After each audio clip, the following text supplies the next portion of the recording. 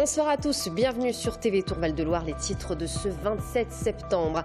À la une ce soir, un homme de 23 ans, fiché S, pourrait bientôt rejoindre au Pont-Tourny, centre de prévention de la radicalisation. Une information révélée par nos confrères de La Voix du Nord, on y revient dans quelques secondes. À développement économique, emploi, la région Centre Val-de-Loire fait le bilan après avoir lancé au printemps dernier des états généraux sur les grands secteurs d'activité de notre région, auxquels ont participé plus de 2500 personnes.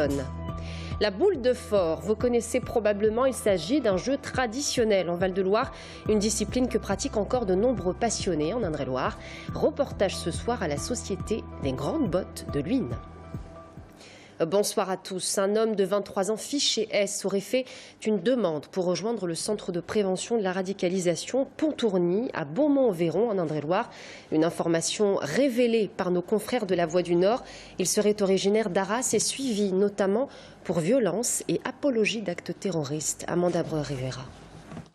Selon un article de La Voix du Nord, un jeune homme de 23 ans, fiché S, radicalisé, condamné pour violence et ayant des troubles psychiatriques, va entrer au centre de déradicalisation de Pont-Tourny. Un profil à l'opposé des engagements des autorités. Les riverains n'en dorment pas. C'est le mensonge le plus profond. Les gens, là, un fichier S, c'est pas une personne qui n'est pas risquée. Hein, c'est des personnes à risque. Il ne devait pas y avoir de fichier S, c'est clair. Lors de la création du centre, les organisateurs s'étaient engagés à ce qu'aucun fichier S, personne ayant des antécédents judiciaires violents ou des troubles psychiatriques, ne soit orienté dans ce centre-ci. Les élus qui ont soutenu le projet sont aujourd'hui perplexes à la lecture de cet article. Cet article décrit une personne qui a des caractéristiques qui ne semblent pas tout à fait correspondre, a priori en tout cas, aux conditions que les élus avaient mises pour consentir à l'ouverture de ce centre. Il y a notamment la question de la violence. On avait demandé que ce soit très clairement exclu des personnes qui auraient par exemple été condamnées pour des faits de violence.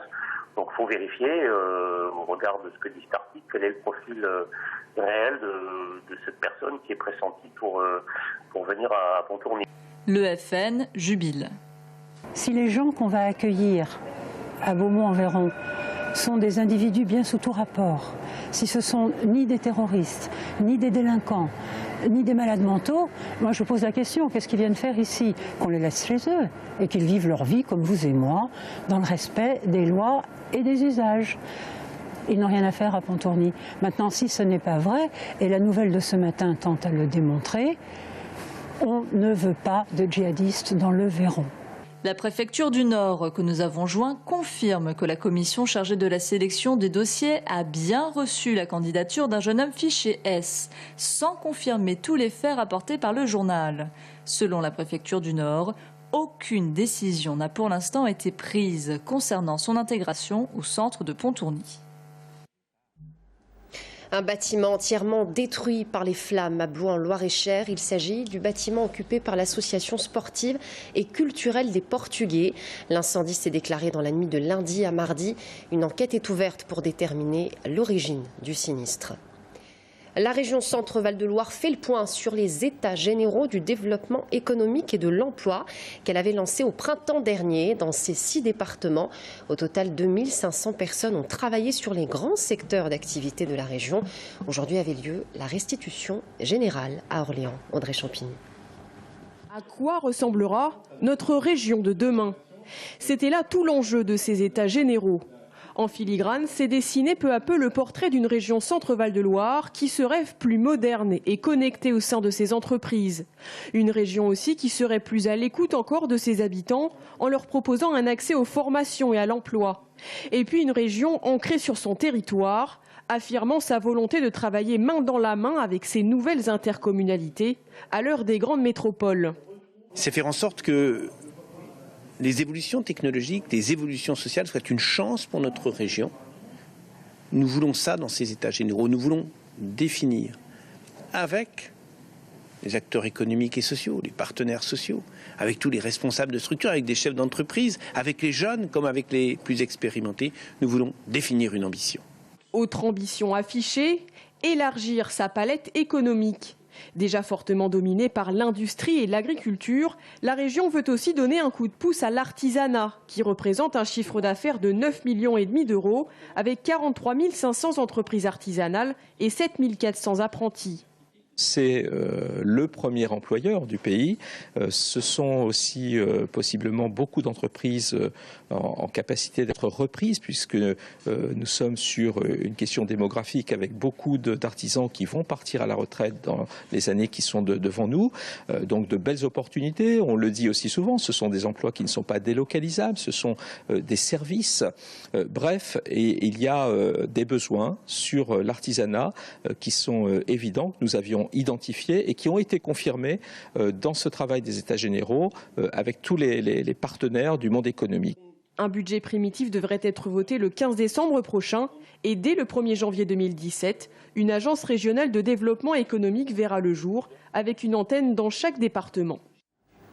Du nouveau dans l'affaire de l'immeuble sans électricité, avenue Maginot à Tours-Nord. Le juge des référés du tribunal de grande instance de Tours a réduit la demande de provision fixée à 10 000 euros. Il a également demandé une expertise judiciaire technique des compteurs afin de voir s'il y a eu ou non un dysfonctionnement des matériels. Une trentaine de personnes résident actuellement dans l'immeuble où le courant n'a toujours pas été remis. On écoute Maître Morin. Donc l'expert judiciaire va avoir pour mission d'examiner physiquement ces 3 compteurs, parce qu'en fait il y a 3 compteurs, et d'examiner aussi le suivi informatique et toutes les interventions qui ont eu lieu sur ces compteurs. Et je rappelle qu'EDF s'opposait fermement à cette demande d'expertise. Moi, ce que j'ai toujours dit, c'est que si effectivement ces compteurs sont irréprochables, il n'y a pas de raison qu'EDF s'oppose à cette expertise. D'autre part, le juge a indiqué que la provision pour frais d'expertise serait à la charge d'EDF. Il y a un moment donné où cette entreprise, qui est certes une très grosse entreprise, doit quelque part jouer la transparence, notamment en ce qui concerne le fonctionnement de ces compteurs. C'est officiel, le cinéma multiplex ouvrira bien ses portes sur l'ancien site Métro au nord de Tours. Les travaux débuteront au printemps 2017. Un multiplex, je vous le rappelle, de 9 salles gérées par le groupe d'Avoine Cinéalpes. La chasse au gaspillage ou comment responsabiliser les locataires pour diminuer leur consommation d'eau. À Tours, depuis juin 2015, 14 000 logements ont été équipés de compteurs d'eau intelligents individuels. Résultat, 110 000 mètres cubes d'eau ont déjà été économisés. Amanda Breur-Rivera. Depuis janvier 2015, Jean Juigné est équipé d'un nouveau compteur d'eau individuel qui relève automatiquement sa consommation réelle. On a tous applaudi, hein. Enfin, tous, sauf les gens qui gaspillaient et qui n'avaient rien à faire, quoi. 14 000 foyers, soit la quasi-totalité du parc de Tours Habitat, peuvent consulter sur Internet leurs dépenses quotidiennes en eau. L'effet sur les habitudes a été immédiat. Moins 25% de consommation d'eau chaude et moins 7% pour l'eau froide. En un an, les habitants ont économisé l'équivalent de 30 piscines olympiques, ce qui correspond à 800 000 euros. Les ménages ont en moyenne réduit leur facture d'eau de 60 euros. La chasse au gaspillage passe aussi par une traque des fuites. Avec l'accord du locataire, ces données sont analysées en permanence. En cas de consommation anormale, il est alerté par voie postale. Tours Habitat a dû investir plus de 8 millions d'euros sur 10 ans pour ses services. Cette volonté de réduire les dépenses de ressources devance l'esprit des lois actuelles. Être les premiers, c'est peut-être essuyer les plates, mais c'est aussi se donner le temps de faire les choses correctement. Et c'est ce qu'on a voulu faire à Tours Habitat. Et on a eu raison de le faire, puisqu'aujourd'hui, effectivement, on est très satisfait de ce qui a été mis en place. Et les locataires sont aussi de leur côté satisfaits. Répondre à une obligation dans l'urgence, c'est jamais satisfaisant. C'est pas notre façon de faire. On a voulu l'anticiper. Aujourd'hui, on a bien fait d'anticiper les choses. Une consommation maîtrisée, c'est aussi moins de litiges et d'impayés. Tours Habitat veut mettre en place une mensualisation des factures d'eau en 2017. La boule de phare, vous connaissez probablement, il s'agit d'un jeu traditionnel en Val-de-Loire, une discipline que pratiquent encore de nombreux passionnés. Plus d'une quarantaine de sociétés perpétuent cette tradition, c'est dire l'engouement pour cette tradition ligérienne. Reportage ce soir à la Société des Grandes Bottes de Luynes, Amanda Breur-Rivera. La boule de phare ressemble à un mélange entre la pétanque et le bowling. Le but est de s'approcher le plus possible du cochonnet, appelé ici le maître ou le petit. La subtilité du jeu repose sur le déséquilibre de la boule. Elle possède un côté plus lourd que l'autre, d'où son nom, boule de fort. Toute la difficulté réside dans l'habilité à maîtriser cette trajectoire. Quand la boule va quitter la main, c'est en fin de compte, souvent une fois, ça va être le majeur. S'il est dans l'axe de la boule, on aura une trajectoire qu'on aura définie. Si jamais on déplace le majeur sur la droite, la boule elle va commencer à tanguer et la trajectoire va être faussée. Donc l'idéal, c'est d'avoir les 3 doigts qui sont joints avec le majeur au milieu. En fin de course, la boule va pencher vers son côté fort et donc changer de direction.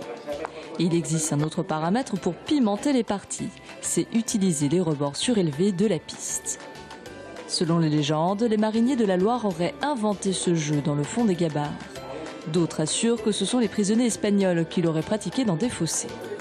Ce jeu traditionnel est un éloge à la lenteur. Une partie peut durer plus d'1 heure. C'est amusant et puis là, il y a la convivialité entre compétiteurs, il n'y a pas de rivalité, c'est bon enfant, on s'amuse, on rigole, on se chambre un petit peu. Voilà, c'est ce qui donne l'attrait de ce jeu et puis c'est très, très reposant, je vais dire. Pour sûr, ce jeu est une distraction ligérienne recensée depuis le XVIIe siècle entre Saint-Nazaire et Blois. La boule de fort est officiellement reconnue comme patrimoine immatériel du pays de la Loire. Sur les 350 clubs existants, l'écrasante majorité se situe dans le Maine-et-Loire. La Touraine, quant à elle, compte une 40aine de sociétés. Ces clubs sont souvent exclusivement masculins, mais la pratique est ouverte à tous les visiteurs. À suivre le réseau Périnat, un nouveau site d'information sur la grossesse, la naissance et les premiers mois avec votre enfant. Un site entièrement validé par des professionnels. À tout de suite.